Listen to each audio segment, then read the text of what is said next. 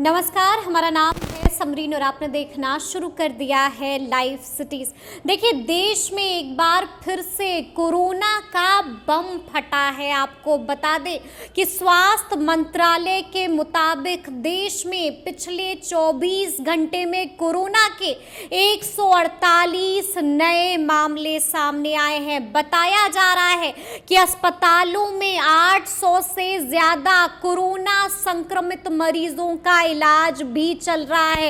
यानी कि अब एक बार फिर से डराने लगा है कोरोना। तो आज हम इसी मौजू पर सीधी बातचीत करेंगे America return doctor Khalid Hussain से। आपको बता दें कि डॉक्टर खालिद हुसैन की क्लिनिक भी एग्जीबिशन रोड में है। तो सबसे पहले तो बहुत बहुत शुक्रिया बातचीत के लिए। Thank you so much. जी, जैसा कि मैंने शुरू में ही कहा कि स्वास्थ्य मंत्रालय ने बड़ी जानकारी दी है, यानी कि देश में पिछले 24 घंटे में 148 नए मामले कोरोना के सामने आए। क्या जानकारी है डॉक्टर साहब आपके पास? ये latest update ministry of health का आया है, स्वास्थ्य मंत्रालय का, 9 दिसंबर को, यानी यस्टरडे, कि इसमें से ओवर 148 केसेस, नया 148 नए केसेस आए हैं और जो बढ़ के 895 तक चले गए हैं। बिल्कुल, अस्पताल में इलाज चल रहा है 800 कोरोना संक्रमित। और ये सबसे ज़्यादा अभी तक केरला में पाया गया है। केरला में सबसे ज़्यादा पाया गया है और उसमें ट्रीटमेंट उनका चल रहा है। कोई मोर्टेलिटी तो अभी नहीं रिपोर्ट हुई है किसी के, यानी डेथ का अभी तक तो नहीं हुआ है, मगर देखा गया है कि ये फैल सकता है। हाँ जी। मगर अगर प्रिकॉशन लिया जाएगा जी। और प्रॉपर इसका ट्रीटमेंट होगा तो ऐसी उम्मीद नहीं है। मगर अगर अनकेयर्ड फॉर होगा तो फिर ये आगे बढ़ सकता है।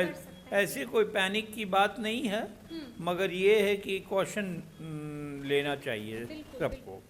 और इलाज तो है ही है और वैक्सीन भी है। जी, लेकिन डॉक्टर साहब, अगर हम एक चीज़ देखें कि जब जब ठंड बढ़ती है तब तब कोरोना के मामले में भी इजाफा होता है। पिछले बार भी हमने ऐसे ही कुछ देखा और इस बार भी हम यही देख रहे हैं कि जब देश में ठंड बढ़ी है तो एक बार फिर से कोरोना के नए मामले सामने आ रहे हैं। तो सबसे पहले तो हम आपसे जानना चाहेंगे कि ठंड और कोरोना के बीच का ये कनेक्शन कैसा है?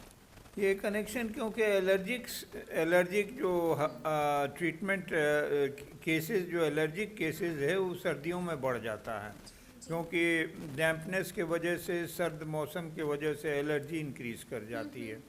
इसलिए चेस्ट इन्फेक्शन ज़्यादा होता है लोगों को, खांसी, और अगर नहीं ट्रीट किया गया तो निमोनिया में कन्वर्ट हो जाता है।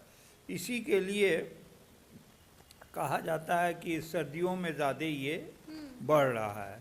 और ऐसी कोई बात नहीं है, अगर प्रॉपर टाइमली ट्रीटमेंट होगा तो फिर ये डरने की ज़रूरत नहीं है। हाँ जी। लेकिन मतलब ये बात है कि ठंड में ज़्यादा परहेज, ज़्यादा एहतियात बरतना ज़रूरी है। हाँ, ज़रूरी है इसलिए क्योंकि इस ज़माने में allergic bronchitis, allergic symptoms body में, और निमोनिया, ये प्रॉपर सनलाइट भी नहीं मिलते हैं, निमोनिया, ये सब बहुत कॉमन है।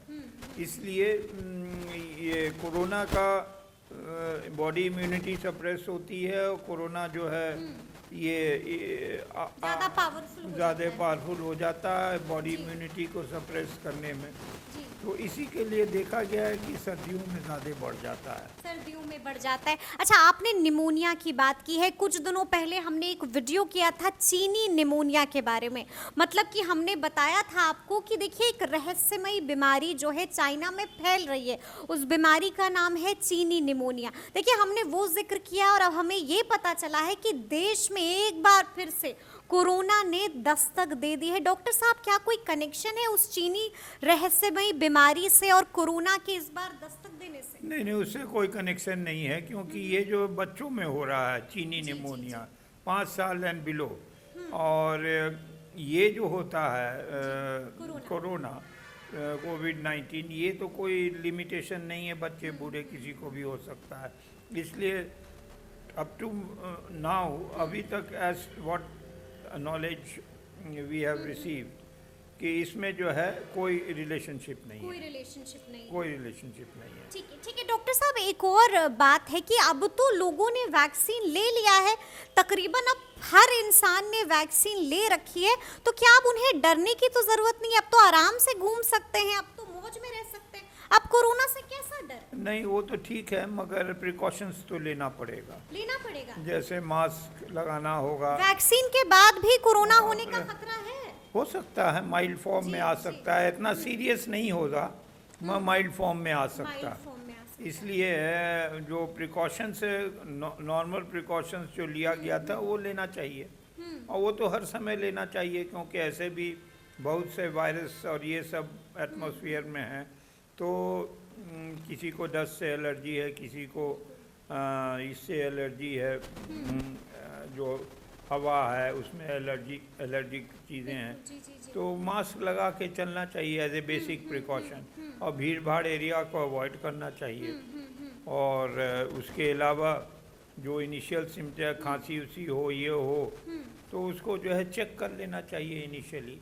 और जो वैक्सीन तो हम समझते हैं कि सभी लोगों ने लगा ली है कोरोना की, दो वैक्सीन बूस्टर डोज भी लगा ली है, तो इसलिए ऐसी कोई अलार्मिंग सिचुएशन नहीं है। अलार्मिंग सिचुएशन नहीं है जी। लेकिन एहतियात बरतना है। एहतियात बरतना है। अच्छा, तो क्या डॉक्टर साहब अब हम ये समझें, और जो हमारे व्यूअर्स सुन रहे हैं वो भी अब ये चीज़ समझ जाएं कि एक बार फिर से उन्हें मास्क लगाना है, एक बार फिर से सैनिटाइजर पॉकेट में लेकर घूमना है, तो क्या एक बार फिर से उन्हें भीड़ भाड़ वाले इलाके में नहीं जाना होगा?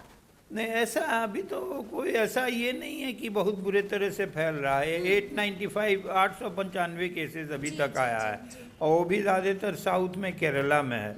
इसलिए इतना ये नहीं है कि, मगर अपने को आपको बचा के चलना है जी। और उसमें ये नहीं है कि एकदम जैसे कि पिछले बार हुआ था कि जो है ये लॉकडाउन हो गया, ये हो गया, वैसा कुछ नहीं है, मगर ये है कि बचा के चलें तो ठीक रहेगा। और ये ज़्यादा उम्मीद नहीं है कि ये फैलेगा, ज़्यादा उम्मीद नहीं है कि फैलेगा। ऐसे तो क्या होगा ये तो हम नहीं प्रिडिक्ट कर सकते हैं, मगर उम्मीद नहीं है कि ज़्यादा फैलेगा। उम्मीद नहीं है। एक आखिरी सवाल डॉक्टर साहब, क्योंकि लगातार आपने भी मामले देखे हैं, आपने भी ट्रीट किया है, तो हम ये चाहेंगे कि आप टिप्स क्या देना चाहेंगे, कैसे लोग जो हैं अपने आप को बचा कर रखें? देखिए, ओवर क्राउडेड हाउसेज में लोग नहीं रहें, थोड़ा फैला के रहें, एक तरह का टॉवल एक नहीं यूज़ करें, और उसके बाद से अगर उनको खांसी उसी आती है तो किसी के मुंह में नहीं खांसें, ड्रॉपलेट इन्फेक्शन से होता है। और अगर किसी को बुखार या फीवर कुछ हो तो उसको सेपरेट करके या रख के उसका इलाज करें, तो फिर ठीक रहेगा। और ज़्यादा ठंडक में अनकेयर्ड फॉर नहीं निकलें।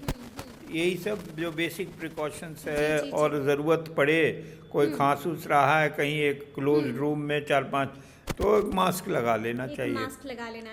जी। चलिए, तो सुना आपने क्या कुछ बता रहे हैं डॉक्टर साहब। देखिए, साफ साफ कह दिया है कि precaution is better than cure, तो आप अभी से ही एहतियात बरतिए, बता दिया है क्या करिए और किन बातों से परहेज कीजिए। तो ये पूरी बातचीत आपको कैसी लगी है कमेंट करके हमें ज़रूर बताइएगा। तो इस तरह के तमाम अपडेट्स के लिए ऐसे ही हमारे साथ बने रहिएगा और देखते रहिएगा लाइव सिटीज़। बहुत शुक्रिया।